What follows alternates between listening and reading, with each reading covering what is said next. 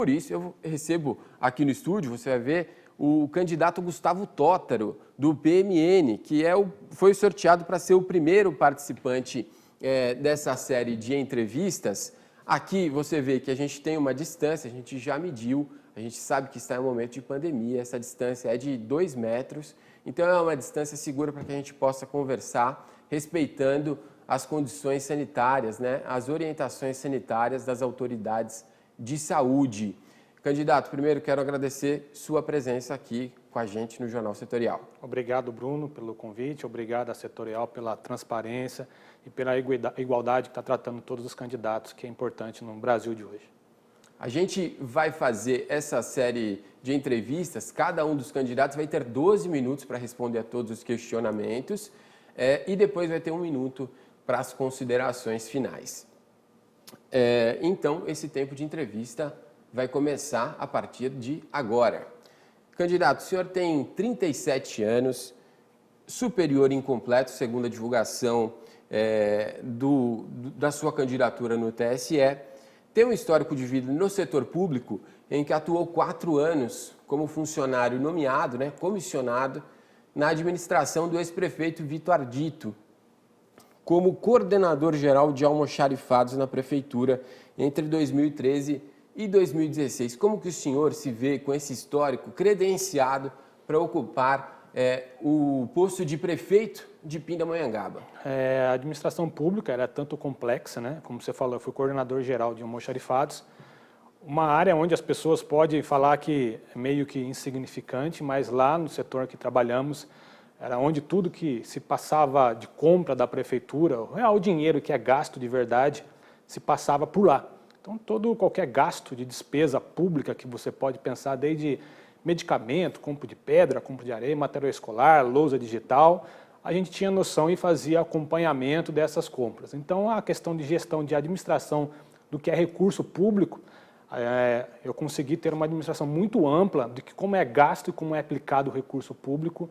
Eu acho que é uma bagagem muito importante, em vista, por exemplo, que o próprio prefeito atual, a gente já convidou na época várias vezes para passar lá e nunca pisou lá para acompanhar as despesas gastas, por exemplo, com saúde pública.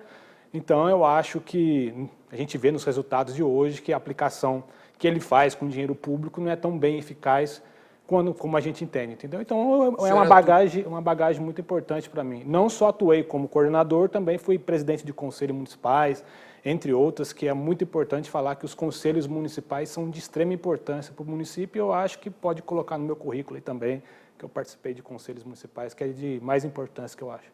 Tá certo. O senhor atuou 4 anos aí, nomeado pelo ex-prefeito Vitor Ardito, com quem o senhor teve uma relação aí no setor público durante esse período, e a sua imagem às vezes é relacionada a ele até por atuações em redes sociais. Agora o senhor concorre contra ele ao mesmo cargo, né? Os dois são candidatos a prefeito de Pinda. Por que o senhor decidiu concorrer contra ele?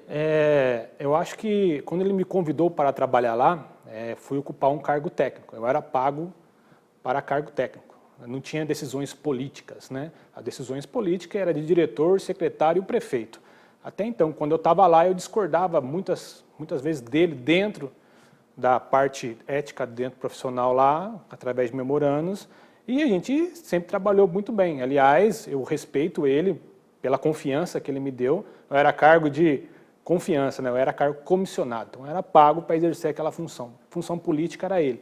Discordo de algumas posições que ele tomava, né? Mas estava lá. Se ele não estivesse satisfeito com a minha conduta, ele poderia me demitir como qualquer outro fosse. Então, ser concorrente a ele, para mim, para mim pessoalmente, é gratificante, porque eu me considero no mesmo nível que ele, né?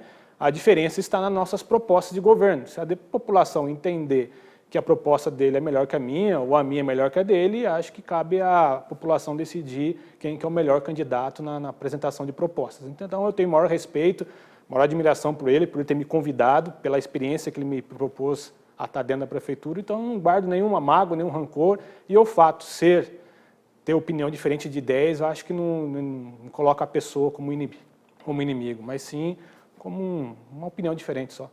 E para a gente encerrar essa parte de histórico aqui, tem um processo, né, uma queixa-crime que foi apresentada pelo atual prefeito, Céu Domingues, contra o senhor, por difamação, calúnia, injúria e difamação, que o próprio juiz que analisou a causa não deu seguimento. Mas uma coisa chama atenção nesse processo, o juiz afirma ali que a publicação, isso foi referente a uma publicação que o senhor fez em agosto de 2017 em uma rede social. Mas na decisão do juiz, ao não dar prosseguimento a essa queixa-crime, ele fala ali que na sua publicação tinha uma crítica infundada com interesse político e pouco conhecimento sobre o direito tributário e a verdadeira função dos impostos. E afirma ainda que ele notou ali na publicação a prática comum nas redes sociais de usar um discurso vendável para jogar a opinião pública contra alvos de linchamento social. A gente tem um momento de bastante reflexão sobre o uso de redes sociais, sobre fake news, sobre a responsabilidade, principalmente de agentes públicos nesse contexto. Queria saber como que o senhor avalia as suas publicações nesse contexto, avaliadas dessa forma pelo juiz e que o prefeito entendeu de outra maneira também, a ponto de fazer essa queixa. Vale reforçar que o juiz arquivou, como você mesmo mencionou. Eu sigo todo o ato democrático, então a população tem o direito de se manifestar como bem entender aí, né? Se o juiz tivesse entendido que havia algo irregular, ele dava andamento. Como não houve, ele arquivou o processo, eu acho que não cabe discussão sobre esse assunto. Mas e sobre a prática de usar as redes sociais eu acho dessa que é válido, maneira? eu acho que é válido, né? Desde que as pessoas se responsabilizam pelo que escreve.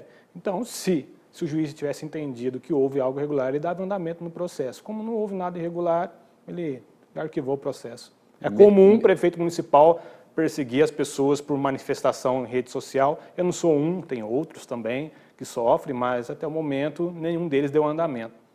Tá certo. Bom, então vamos falar aqui das suas propostas. Okay. Na economia, uma das propostas que está no seu plano de governo é uma reestruturação salarial de cargos comissionados. Isso inclui mexer em remuneração do prefeito, se o senhor for eleito, do vice, de secretários, de assessores, em que por ano o senhor diz ali que seriam 9 milhões de reais de economia, o que representaria uma economia de 56% em relação ao que é gasto hoje. Você também defende a redução salarial de vereadores. Como que o senhor pretende colocar em prática essas ideias? Acha que vai ter apoio político para fazer isso? Salário de prefeito e secretário que determina através da reforma administrativa. Então, o prefeito encaminha lá para a Câmara de Vereadores e é só aprovar. E de vereadores? E de vereadores exclusivamente depende só dos vereadores. Então, é muito importante que a população vote na nossa... Mas o senhor acha que vai ter apoio político Eu para isso? acredito que tenha, né? Então, pelo menos eu tenho que correr atrás para que o salário seja baixado, né? Então, é minha função, pensando no orçamento da cidade. Todo mundo já sabe que metade da folha de pagamento é a questão de recursos humanos, folha de pagamento da prefeitura. O orçamento da cidade está engessado em 50% com recursos humanos. Então, não adianta a gente inventar o pavão, ficar propondo coisas, sendo que precisamos de dinheiro para investir na saúde, para investir em educação. E aí estamos em um momento de crise, que os 2 próximos anos não vamos ter tempo para arrecadação, né? Os empresários estão fechando as portas na cidade, então o político em si ele tem que cortar na carne o que de fato realmente precisa fazer, é a questão da redução do salário. A gente também, uma das questões levantadas pela população como mais urgentes na cidade é sobre o transporte público. Sim. Tem muitas reclamações em relação à atual empresa que opera o transporte público na cidade, um processo longo em que essa situação com a empresa não é resolvida, enquanto isso os passageiros reclamam de pagar caro por poucas opções de veículos, linhas insuficientes, horários que não são cumpridos. Como é que o senhor pretende resolver essa situação? Isso como você mencionou, né? É um processo que vem se arrastando há anos, demonstra a incompetência das pessoas que passaram na Prefeitura Municipal de Pindamonhangaba, não tiveram capacidade de resolver esse problema. Cabe agora a nós fazer a licitação, que vence agora, dia 31/12, analisar se cabe ou não uma nova renovação, mas é importante sim colocar em prática, discutir com a população quais são as melhores linhas. Uma das nossas propostas é tomar de novo a administração do terminal rodoviário antigo da Prefeitura Municipal, do lado da Prefeitura Municipal de Pindamonhangaba, e nele fazer as integrações de todas as linhas e que a nova licitação propor novas linhas na cidade. Vale lembrar que o atual prefeito gastou com uma empresa de engenharia 300 mil reais, aí tem que ver lá no portal de transparência, com uma empresa para fazer um estudo de uma nova licitação e o Tribunal de Contas apontou como irregular, ou seja, dinheiro público perdido. Então eu acho que cabe colocar gente séria, compromissada, a resolver esse problema que não vem com... As pessoas vêm com desculpa, apontam sempre alguém por não resolver o problema. Na verdade, é responsabilidade nossa. Então, cabe uma nova administração, um novo prefeito com postura de querer resolver de fato o problema, não se alastrar mais o problema.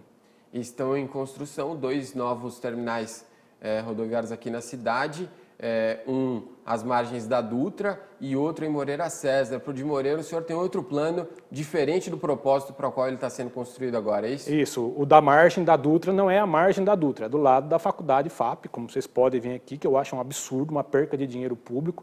O lado de Moreira César é um outro absurdo. Por que eu falo absurdo? Porque no próprio estudo da engenharia que a atual gestão contratou, né, não tem os 2 terminais inclusos para incluir linhas municipais. O atual prefeito, na verdade, ele não sabe o que fazer com esses 2 terminais rodoviários construídos. Foi um ego político dele, inventou os 2 terminais, onde o antigo terminal do lado da prefeitura não tem a menor funcionalidade. Você vai lá hoje, pegar um ônibus, não tem integração de linha municipal, poucas pessoas utilizam para utilizar intermunicipal. Como que alguém propõe a construção de mais 2 terminais rodoviários na cidade, sem o menor nexo, até no plano de nova licitação não está incluso? Eu acho que foi um amadorismo da atual gestão, né, e um ego muito grande de querer mostrar que ele tem poder. Então, eu acho que é um desperdício de dinheiro público. Lá em Moreira César, nós vamos propor que Moreira César precisa, um centro comercial. Então, lá não vai ser terminal rodoviário, pode esquecer na nossa gestão. Lá a gente vai abrir os boxes para empreendedorismo. As pessoas têm que investir, dar oportunidade para quem quer gerar emprego. Então, em Moreira César, lá o terminal rodoviário vai ser o centro comercial de Moreira César. É o que a gente pode fazer para, pelo menos, não perder dinheiro público. Na área de educação, boa parte das suas propostas estão incluídas ali conclusão de creches e outras localizações, né, edificações para a área da educação. Então, o senhor entende que é uma continuidade do processo atual? Sim, tem que ser, né? Porque é dinheiro público. São 5 creches paradas aí há mais de 4 anos.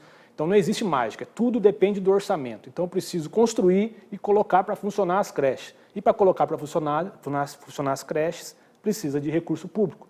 E de recurso público, como mencionei, metade da folha da prefeitura, do orçamento da prefeitura, é folha de pagamento. Por isso, precisamos reduzir com cargos de comissões para contratar professores, entre outras áreas. Então, não adianta inventar também a roda na educação. Os índices educacionais do município, ao longo dos anos, historicamente, já se comprova que se mantém em um nível bom. Então, de emergência, de imediato, precisa se terminar as escolas. Então, não adianta inventar muita roda na educação.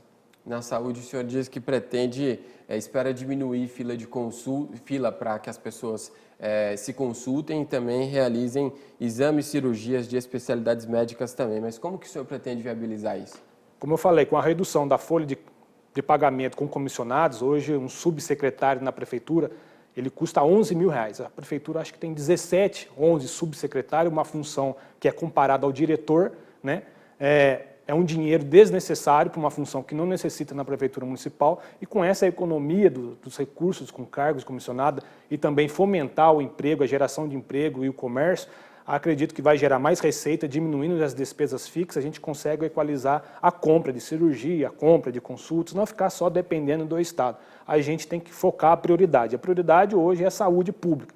Mas a compra de quem, nesse caso? Compra de cirurgias, compras de consulta, então você precisa economizar. Mas investindo em médicos da prefeitura ou comprando... De emergencial, comprar cirurgias, de emergencial. Aí com a economia a gente vai contratar funcionário público, médico, para colocar na atenção básica, nos PSFs, que também é uma reclamação da população que falta médico no PSF do Araretama e tira do PSF lá do Vale dos Acácios, um médico está lá e manda para Araretama. Ou seja, precisa se contratar também médico. Uma economia de 2 subsecretários que vai a R$20.000, eu consigo contratar um médico que custa hoje, na folha de pagamento da prefeitura, R$15.000. Eu acho que o objetivo é a redução de despesas fixas. Sempre pensar nisso para gerar economicidade para gastar no que realmente precisa. Para a gente encerrar aqui, que tem 20 segundos, pretende investir em novas edificações de saúde também? Ou não, prefiro resolver o que tem que resolver do que edificar novas obras na cidade. Tá certo. Eu agradeço, a gente encerrou os 12 minutos, agora o senhor tem 1 minuto para se dirigir à população para suas considerações finais. Eu quero agradecer a TV Soterial pelo espaço dado aqui democraticamente, as pessoas que vêm nos apoiando aí na cidade de Pindamonhangaba. Sou um rapaz jovem, mas com espírito de querer buscar sempre o melhor. Temos que valorizar sempre o que é correto em nossa cidade. Então você que busca uma renovação na política de Pindamonhangaba, pode ter certeza que eu sou essa renovação, não tenho conchavo político com ninguém, não barganho cargo com ninguém, por isso me dá a liberdade de propor redução de cargos em comissão, reduzir cargos, reduzir salário de prefeito, de vice-prefeito, de secretário. Então eu não sou amarrado com ninguém, não tenho conchavo com ninguém, nem com a velha política, nem com a atual política que está no poder. Então, de fato, eu acho que é muito importante também vocês aí votar em nossa legenda 33 para vereadores, porque a mudança não só acontece com o prefeito, mas também com os vereadores. Então, no dia 15, aí você que vai votar, vote 33 na urna também para vereador e aperte o confirme, que eu acho que vai ser uma grande renovação na nossa cidade. E acredite na gente, leia as nossas propostas, que somos os únicos que realmente estamos pensando na cidade. Desde já, muito obrigado. Tá certo, eu agradeço aqui o candidato Gustavo Tótaro, que esteve presente aqui hoje com a gente no Jornal Setorial. Amanhã a gente continua essa série de entrevistas, a gente vai receber o candidato Luiz Rosas, né, o segundo dessa série de entrevistas que vai participar aqui do Jornal Setorial.